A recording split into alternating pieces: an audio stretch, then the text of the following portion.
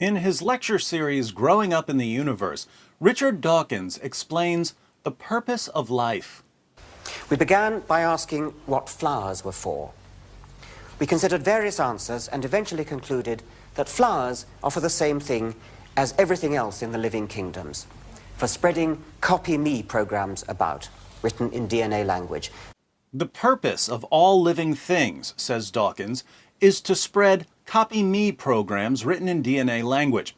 DNA is basically a set of instructions for building things, but the things that are built are ultimately for making more copies of DNA. So the purpose of living things is to make copies of DNA. Flowers are for spreading around instructions for making flowers. Bees are for spreading around instructions for making bees. Elephants for spreading instructions for making elephants. And birds for making more birds.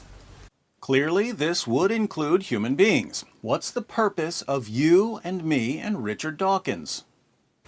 Our DNA builds its own self-copying machinery. This is what we are. We are machines built by DNA whose purpose is to make more copies of the same DNA. In the study guide that accompanies the lecture series, we read, "We are machines for propagating DNA, and the propagation of DNA is a self-sustaining process. It is every living object's sole reason for living."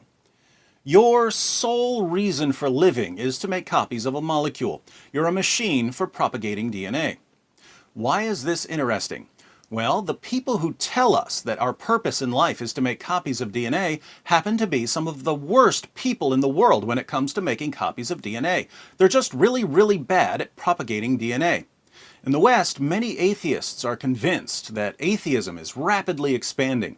But we shouldn't confuse whining and trolling with expanding. While many people are declaring themselves to be atheists, birth rates among atheists are so low that the atheist population is actually shrinking as a percentage of the world population. A 2015 Pew Research study titled The Future of World Religions, Population Growth Projections 2010 to 2050 is subtitled Why Muslims Are Rising Fastest and the Unaffiliated Are Shrinking as a Share of the World's Population. The unaffiliated group includes atheists and agnostics. Atheists and agnostics are shrinking as a share of the world's population.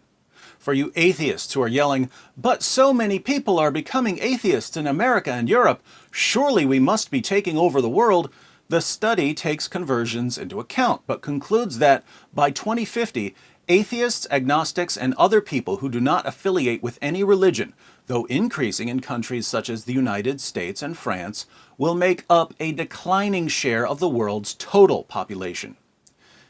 In terms of the total number of adherents, both Christianity and Islam will continue growing. But notice that the number of Muslims is growing even more rapidly.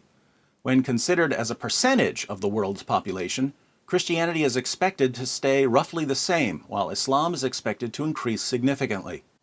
What about atheists and agnostics? Well, the number of unaffiliated will increase slightly from 1.13 billion to 1.23 billion, but that growth rate is much slower than the growth rate of several other groups. The result is that, as a percentage of the world's population, atheism and agnosticism are declining. Why are they declining? Low birth rates. The fertility rate of the unaffiliated is just 1.7, while the fertility rate among Muslims is 3.1. In Dawkinsian terms, atheists and agnostics are poor propagators of DNA. As a group, Muslims are the best propagators of DNA. If you'd like a quick comparison, Richard Dawkins, Sam Harris, Daniel Dennett, Christopher Hitchens, Neil deGrasse Tyson, Stephen Hawking, Michael Shermer, Lawrence Krauss, and Bill Nye the Science Guy combined have produced fewer children than Osama bin Laden. Now, remind me, what's the purpose of human beings, according to Richard Dawkins? This is what we are. We are machines built by DNA whose purpose is to make more copies of the same DNA. So if Islam leads to increased production of DNA, it's clear that Islam helps human beings fulfill their sole purpose in life. Atheism, by contrast, is detrimental to human purpose. Apart from contracting some sort of debilitating disease, nothing keeps human beings from fulfilling their purpose, like becoming an atheist. Not according to me, according to Richard Dawkins. This realization leads to what we'll call the Dawkins dilemma. On one horn, if our purpose is to propagate DNA, then atheism is an obstacle, an impediment, a hindrance, a stumbling block. Atheism should therefore be rejected for its harmful impact on humanity. Here atheists will cry, "But atheism is true." Sorry, but DNA doesn't care about what's true. The only criterion here is getting more copies of a molecule into the next generation, and atheism fails miserably at this task. This means that atheists like Richard Dawkins should abandon atheism and convert to Islam, an ideology that makes DNA's wildest dreams come true. On the other horn, if atheists like Richard Dawkins don't want to convert to Islam, they need a purpose that goes beyond the propagation of DNA.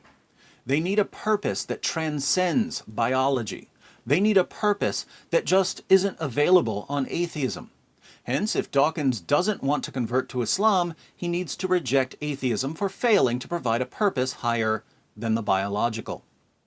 So Dawkins can either reject atheism and convert to Islam because Islam, unlike atheism, helps him fulfill his purpose as a human being, or he can reject atheism because it doesn't provide a purpose beyond propagating DNA, and a purpose that goes beyond propagating DNA is required to avoid the first horn. Either way, atheism must be abandoned. Now, for you Muslims who are watching, cheering when I say that Islam is growing rapidly, you should click on this video to see why Islam is growing rapidly. Here's a hint.